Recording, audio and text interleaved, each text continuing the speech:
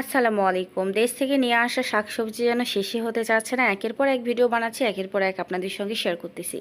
তো আজকে আবারও মায়ের আনা সেই সজনে ডাঁটা দিয়ে আজকে আইকরের মাছ রান্না করব। তো সজনে ডাঁটা, আইকরের মাছ আর দিয়ে দিয়েছি কিছুটা আলু, ছোট আলু, আর পেঁয়াজ পরিমাণ মতো, কাঁচামরিচ, হলুদ, ঝাল, লবণ। তো সুন্দরভাবে সব কিছু দিয়ে দেওয়ার পর সামান্য একটু বাটা মশলা দিয়েছি। দিয়ে দেওয়ার পর এখন দিয়ে দেবো তেল। তো এগুলো দিয়ে দেওয়ার পর ভালোভাবে নাড়াচাড়া দিয়ে হাতের সাহায্যে মাখিয়ে, যেভাবে আমি রেগুলারলি হাতে মাখানো তরকারি বানাই ঠিক সেভাবে আমি হাতে মাখিয়ে তরকারি এটাকে বসিয়ে দিচ্ছি। তো এই তরকারিটা আমার কাছে অনেক ভালো লেগেছে। আসলে অনেক দিন ধরে আইকরে মাছ খাওয়াই হয়নি, মানে অনেক দিন বলতে অনেক দিন, বাবার বাড়ি থেকে যখন আসছি আইকরে মাছ হাতে গোনা কয়েকবার খাওয়া হয়েছে কি হয়নি এটা সন্দেহ। তো আইকরে মাছটা আমার অনেক ভালো লাগে। তো বাবার বাড়িতে আইকরে মাছ, বাটা মাছটা অনেক বেশি পছন্দ করে। তো এই যে এখন হাতে মাখিয়ে আমি এই বাটা মাছটা, সরি আইকরে মাছটা আমি রান্না করব। তো নর্মালি যেভাবে হাতে মাখিয়ে আমি রান্নাগুলো করি ঠিক সেভাবে আমি রান্নাগুলো করতেছি। তো এখন এই যে হাতে মাখানো শেষ, এখন দিয়ে দেবো পরিমাণ মতো পানি। তো পানিগুলো দিয়ে দেওয়ার পর ভালোভাবে এটাকে চুলার উপরে বসিয়ে দিব রান্নার জন্য। তো এটা একটু হালকা রস রস করে রান্না করব। তো এটা আমি ওই পাশে বসিয়ে দিয়েছি, সামান্য উপর দিক দিয়ে তেল দিয়ে দিয়েছি। আর এই যে আবারও শাক, এটা হলো পুঁই শাক। আমার মা নিজে হাতে মানে ভিটাতে বুনেছিল, মানে আমাদের নিজের গাছের আর কি পুঁই শাক এগুলো। তো এগুলো হাতে মাখিয়ে আজকে পুঁই শাক দিয়ে চিংড়ি রান্না করব, শুধু পুঁই শাকে আর আলু দিয়ে। তো এখানে কাঁচামরিচ, পেঁয়াজ কুচি দিয়ে দিলাম।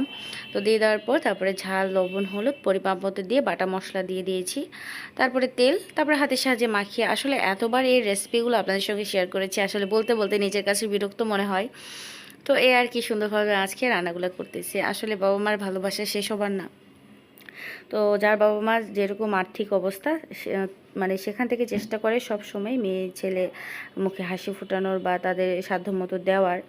তো আর কি করার, আমাদের মা আমাদের বাবা যা পেরেছে তা দেশ থেকে নিয়ে এসেছে ওনাদের সাধ্য অনুযায়ী, সাধ্য মতো। তো এটাই আলহামদুলিল্লাহ। আর আমার মা তো আসার পর থেকে হেল্পের শেষই নেই, হেল্প করতে আছে, মানে সব কাজে মানে সাহায্য করতে চাচ্ছে।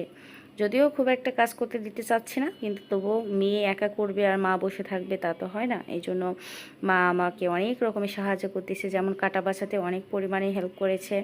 তারপরে হয়তো বা আমি রান্না করতেছি বা ঝাড়ু ঝাঁটা দিয়ে নিয়েছি, এরকম অনেক টুকটাক কাজগুলো করতেছে। আসলে আমার মায়ের শরীরটা অনেক খারাপ, উনি অনেক অসুস্থ।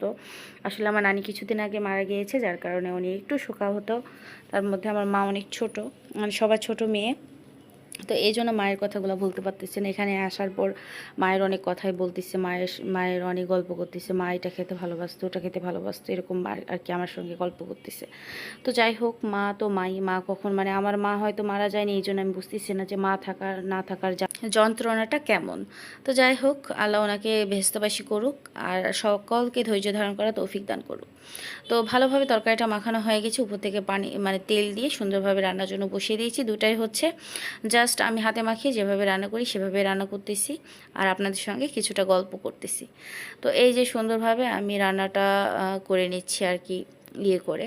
তো ওনারা ঠিক থাকতে চাচ্ছে না, চলে যাবে চলে যাবে বলে মানে চিল্লাচ্ছে, আর আমি তো বকাঝকা দিয়ে আর কি চুপ করে রেখেছি। আসলে আমি মেয়ে একটাই, আমার শুধু দুইটা ভাই। তো যাই হোক, আমি একটা মাত্র মেয়ে, ওনাদের যতটুক সাধ্য বা যতটুক সামর্থ্য তার মানে সেই অনুযায়ী আমাকে ভালো রেখেছে বা ভালো জায়গায় একটা বিয়ে শাদী দেওয়ার চেষ্টা করেছে আলহামদুলিল্লাহ। তো আমি অনেক ভালো আছি, ওনাদের মনের মতো জামাই বা শ্বশুরঘর পেয়েছে তারা। তো সব কিছু মেলায় আলহামদুলিল্লাহ। তো আমার রান্নাটা একদম হয়ে গিয়েছে, আর ওই রান্নাটা আমি রেসিপিটা আপনাদের কাছে পরে বলে দেবো। তো দেখা হচ্ছে অন্য কোনো ভিডিওতে। আল্লাহ হাফিজ, আসসালামু আলাইকুম।